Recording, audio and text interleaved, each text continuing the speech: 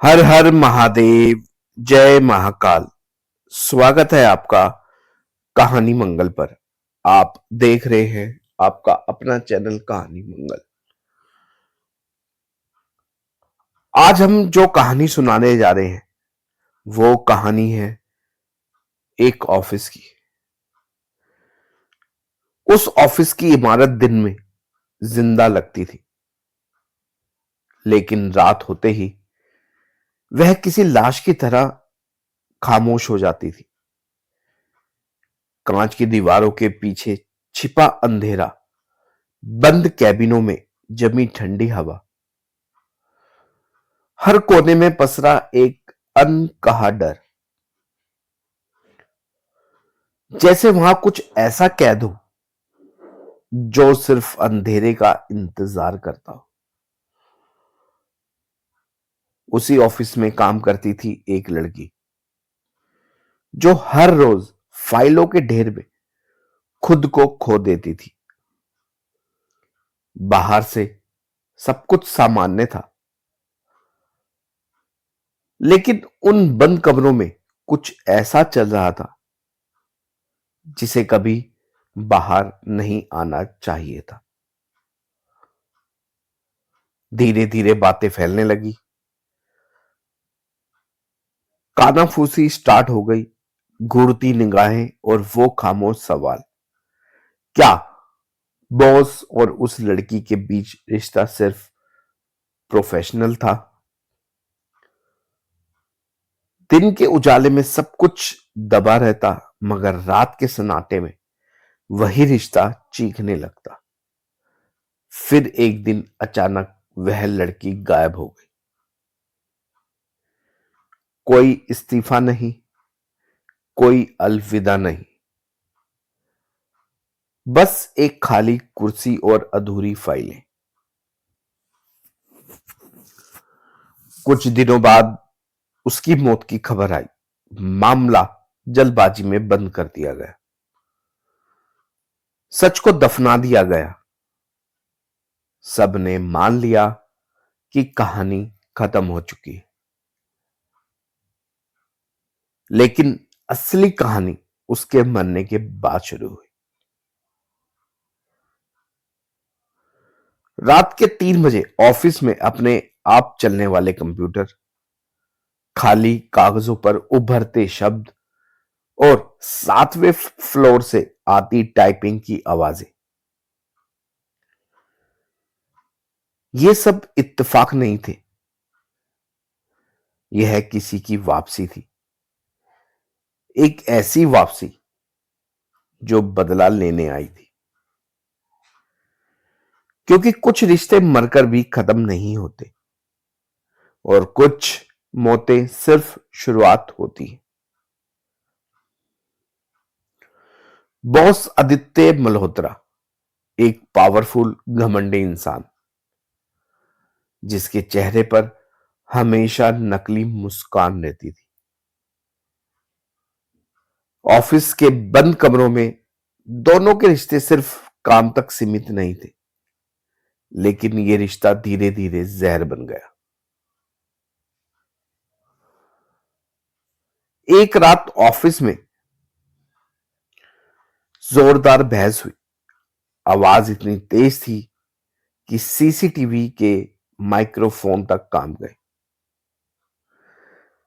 रिया, जो उसी ऑफिस में काम करती थी, जिसके रिश्ते अपने बॉस के साथ कुछ अलग हद तक पहुंच चुके थे, उनमें एक नाजायज रिश्ता स्टार्ट हो चुका था। एक रात जब उनकी बहुत जोरदार बहस हुई तो रिया रो रही थी, चिल्ला रही थी, पर आदित्य का चेहरा पत्थर बन चुका था। अगले दिन रिया ऑफिस नहीं आई, फोन बंद। यह रिश्ता उनका काफी समय से चल रहा था। न जाने किस बात को लेकर दोनों में बहुत ज्यादा अनबन हो गई। उसके घर पर ताला, 3 दिन बाद शहर के बाहर एक नाले से उसकी लाश मिली। चेहरा पहचान में आ रहा था, उंगलियों के निशान मिटा दिए गए थे। केस एक्सीडेंट बनकर बंद कर दिया गया। आदित्य ने राहत की सांस ली। उसे लगा मामला हमेशा के लिए दफन हो गया है। लेकिन मौत के बाद कहानी खत्म नहीं होती। रिया की मौत के 7वें दिन ऑफिस की लिफ्ट अपने आप रुकने लगी। 7 फ्लोर पर जहां रिया बैठा करती थी। रात के 3 बजे प्रिंटर अपने आप चलने लगता। खाली कागजों पर उभरने लगते शब्द, सर मेरी फाइल अभी बंद नहीं हुई। आदित्य ने इसे तकनीकी खराबी समझकर नजरअंदाज किया।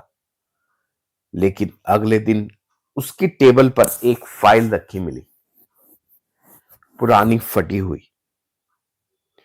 उस पर लिखा था, रिया परफॉर्मेंस रिपोर्ट। वही फाइल जिसे उसने खुद जलवाया था। धीरे धीरे ऑफिस के लोग डरने लगे। किसी को वॉशरूम के शीशे में एक लड़की दिखती, किसी की आंखें काली थी और किसी की आंखें लाल। किसी को टाइपिंग की आवाज आती जब पूरा फ्लोर खाली होता।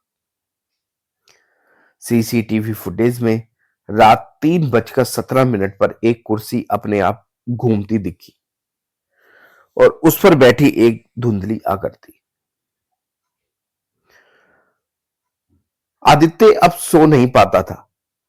हर रात उसे सपने में रिया दिखती, गर्दन टेढ़ी, होंठ सिले हुए, हाथ में वही फाइल।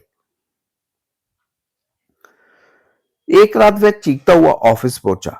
बिल्डिंग खाली थी, लेकिन 7 फ्लोर पर लाइट जल रही थी। जैसे ही वह अंदर गया, दरवाजा अपने आप बंद हो गया। कमरे में सिर्फ एक कुर्सी थी और सामने कंप्यूटर ऑन। स्क्रीन पर टाइप हो रहा था, अब मेरी बारी है सर। अचानक हवा भारी हो गई। आदित्य को महसूस हुआ जैसे कोई उसके पीछे खड़ा है। ठंडी उंगलियां उसकी गर्दन पर फिसलने लगी। आईने में उसने देखा, रिया खड़ी थी। वही चेहरा, वही खामोश मुस्कान, लेकिन आंखों से खून बह रहा था। सुबह ऑफिस खुला तो आदित्य अपनी कुर्सी पर मरा हुआ मिला। चेहरा डर से जकड़ा हुआ, आंखें खुली हुई और सामने कंप्यूटर स्क्रीन पर लिखा था, केस क्लोज्ड।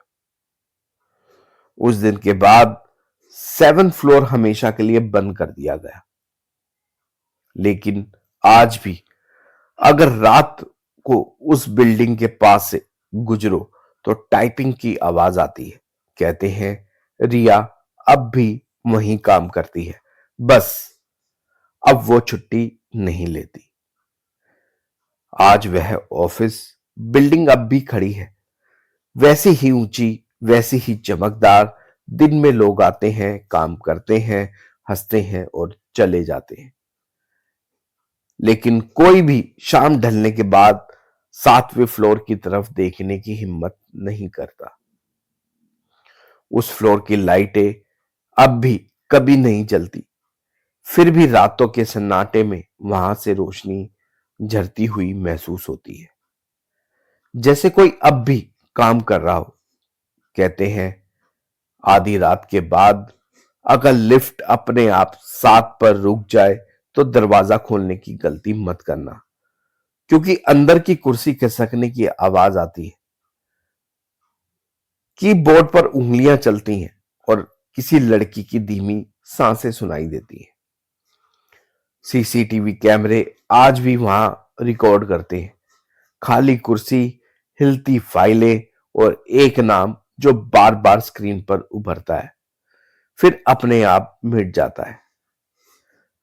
आदित्य की मौत को सालों बीत गए, लेकिन किसी को चैन नहीं मिला, क्योंकि वह मौत सजा नहीं थी, वह सिर्फ शुरुआती थी।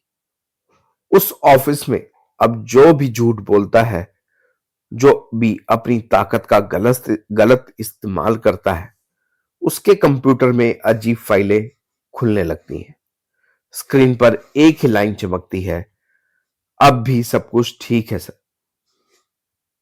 लोग कहते हैं वह लड़की अब आत्मा नहीं रही, वह अब एक चेतावनी है, एक ऐसा डर जो दीवारों में बस गया, एक ऐसा बदला जो खत्म नहीं होता। और आज भी जब रात के 3 बजे कहीं दूर टाइपिंग की आवाज आती है, तो समझ लेना कहानी अभी खत्म नहीं हुई। तो दोस्तों, ये थी कहानी। आपको पसंद आई हो तो लाइक करें, हमारे चैनल को सब्सक्राइब जरूर करें। ऐसी और कहानी कहानी सुनने के लिए हमारे चैनल के साथ जुड़े रहिए। एक बार बोलिए, हर हर महादेव, जय महाकाल।